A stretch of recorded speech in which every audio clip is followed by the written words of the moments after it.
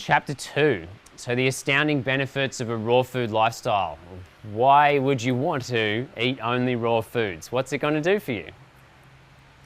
The benefits of the raw food lifestyle. Now this is according to me and what I think are the most highlight benefits.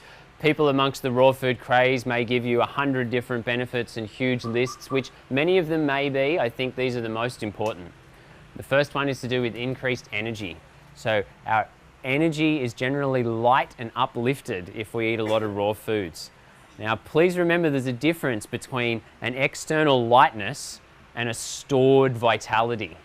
The raw food diet is sometimes not so great at creating stored vitality. So it's really great if the person is like lethargic, heavy, overweight, feeling weighed down, then the raw foods are going to lift us up and give us more energy. If the person is more deficient and they've just been going and they're totally exhausted, then sometimes it's not good for grounding us and letting us store more in our battery and our tank. Improved skin appearance, specifically of like red type acne, inflammation. We call this pitta type skin imbalances. The raw food diet can be really beneficial for these pitta inflammatory type of red skin conditions. It reduces inflammation across the body, so anywhere where we have more of inflammatory fire type skin conditions, pain because of inflammation, raw food diet can be very beneficial for that. It relieves poor digestion and irritable bowels. So if the person has a lot of digestive problems, it can really help with that quickly. One of the reasons is because it cuts out a lot of the foods that people don't digest so well. Now that doesn't mean that those foods are bad. We're going to start to look at that more. It just means that if you're not digesting them well, then it's not so good for you at that time.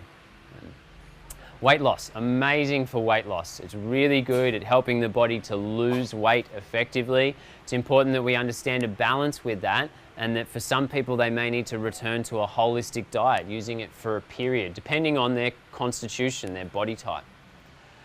Alkalizers and detoxifiers. For those that are not familiar with alkalis and acidic, we're going to go into a little details to help you understand that and why it can be so beneficial. So many diseases are caused because of an acid state in the body, and alkalizing the body can be really helpful for that. It helps to detoxify, meaning it helps to pull things out of the body. How can it help to draw things away from the tissues? It reduces the risk of heart disease and inflammations of the cardiovascular system. So again, we've got these heat-based cardiovascular problems that are more inflammatory, fire type, very beneficial for these. So what could be even more beneficial than not cooking the foods? So there's some really key aspects here that's not just about because we don't cook them, it's also because other things that we start to avoid because of this diet. So it's avoiding many of the modern day health hazards. Now in our perfect 200-year-old world, these weren't health hazards, but in our modern day they've become something that we really need to be aware of and take into consideration. So the first one is that animal fats are likely to be toxic in the modern world. Now fat inside your body is the storage center for where you store your toxins. This is where we store the toxins that we're exposed to. So imagine an animal that's been commercially farmed. It's exposed to pesticides in the food that it's eaten, antibiotics that are injected into it, hormones, all of these things get stored in the fat. In one meal, you could eat what the animal has stored up over years. So the purpose of, if you're going to be eating meat, organic food is really important. Trying to get it from places where there's less pollution is really important. Yet still, in the modern world, there's a bit of pollution everywhere. So the more of these animals you eat, the more it's going to build up their toxins. Low allergy and reactivity. So because we cut out so many of the foods that may be hard to digest, grains, dairy, a lot of other things, we end up having far less reactivity. This is where the immune system reacts to the things that you're consuming. It's like, oh no, I don't know what that is, or I've had you before and I didn't digest you well, so now I'm going to fight you. Now, this fighting of your immune system can be really damaging. We'll talk more about that, how damaging it can be for your digestive system, but also how damaging it can be for the rest of your body and other immune reactions that take place. It's far more likely to create allergies if we're not digesting our foods properly. So sometimes you'll get a big relief because it'll cut out a lot of those foods. It's more than a diet. It's a new lifestyle of vibrant living. So this is another key point, that lifestyle can be our most powerful medicine. A lot of people think of like, oh, food is our most important thing. Or herbal medicine's the most important thing. Really, lifestyle is the most important thing. When we start to look at like longevity, people that live to be 100 years old, the common factors are all lifestyle things. They go to bed early, they wake up at the right times, they have loving connections with families, they continue to work until the day they die. Not just because it's like, oh, I'm slaving and working, but because their work is purposeful. They have a purpose in the way they're achieving life. So this lifestyle is incredibly powerful medicine. Now, in the raw food lifestyle, it's a fresh and organic lifestyle. It's not just about fresh and organic foods, but that whole way of being is a totally different way of living. So it does not just reduce our exposure to pesticides and chemicals, but just as important, increases our contact with farmers markets and growing our own food. This cycle of being connected to our food is part of lifestyle medicine. It's one of the things, if you want to be a centenarian, live to be 100 years old, 90% of them have a connection with the farming cycle. They have a connection. It doesn't mean that you have to be a farmer at all, but it means that you should get connected to a plant. Maybe you just grow a little bit of coriander and that's it on your balcony. That's all you've got. That's going to be great. It's going to increase your longevity through that connection to plants.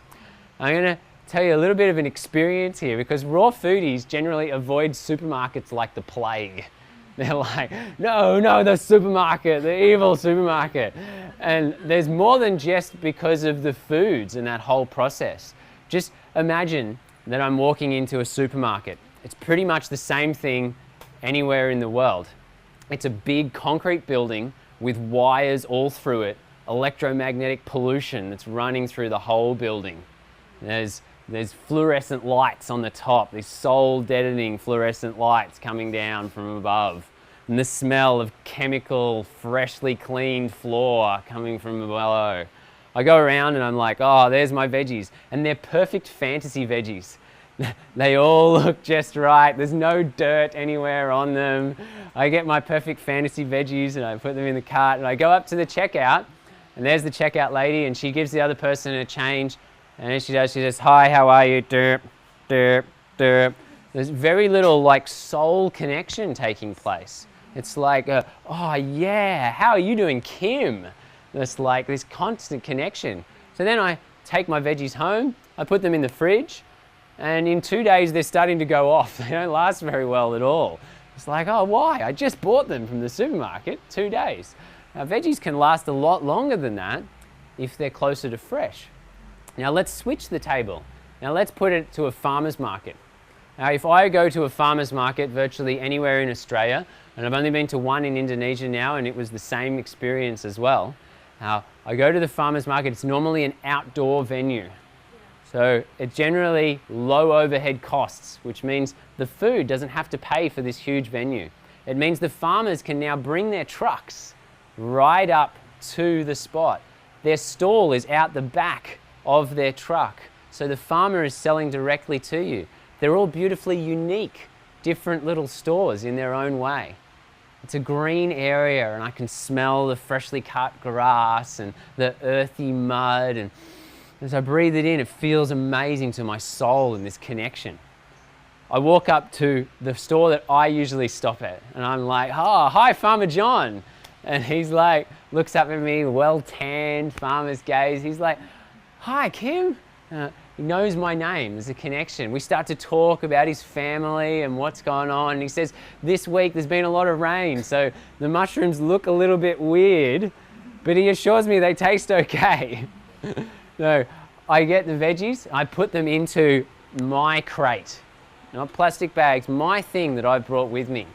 As I'm walking away, I'm like, oh wow, it feels so good to be connected to the world, to be helping Farmer John, to be helping these people, to be one with the environment.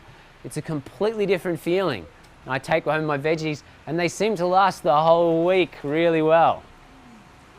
Now can you see that what is a contagious thing? Like increases like. The more that you spend time in these sorts of environments, the more that it's like, yeah, we can do it.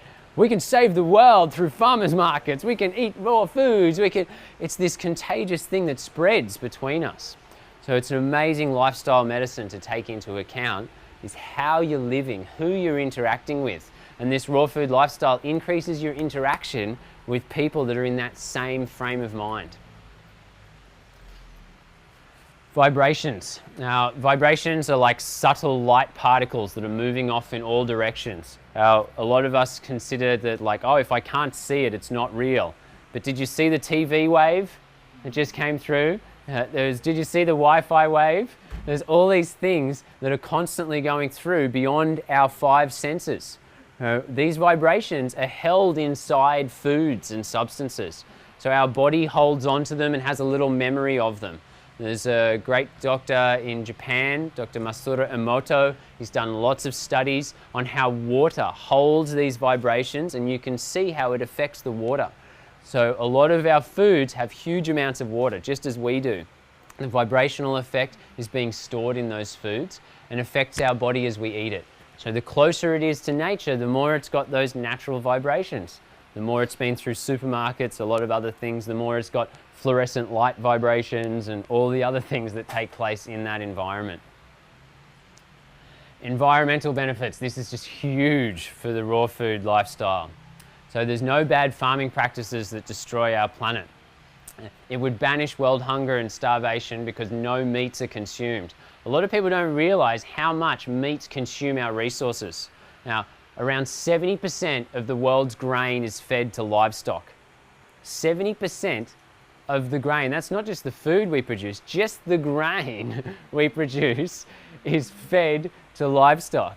Now there's all sorts of other things that we produce that we also feed to livestock, not just grain. So we feed so much of the food that we put all this energy in. We spray pesticides all over it and everything so that we can feed the livestock, the cows, the animals. It takes 1 pound of beef to 5,214 gallons of water just to produce that 1 pound. So if you didn't have showers for a whole year, you would only be the equivalent of not eating 2 meals of beef for some people. I know Indonesians might not eat quite so much beef, but 2 meals would be the American standard of how much that would be. 94% more land for beef than grain. So the actual land is like huge here. It increases community trading. So you can grow your own and share. Doesn't matter if you're in the city and it's like, all I can grow is a little bit of herbs on my balcony. Just grow a little bit more than what you can eat. And you're like, oh, I'll give that to this person, and you'll see that the cycle continues. They give it back to you. We really only need to grow one thing, and we've actually got a lot of food between our people and resources. If we give it, you'll see that it will return. It saves the planet's resources and it uses less power. So massive environmental benefits with this.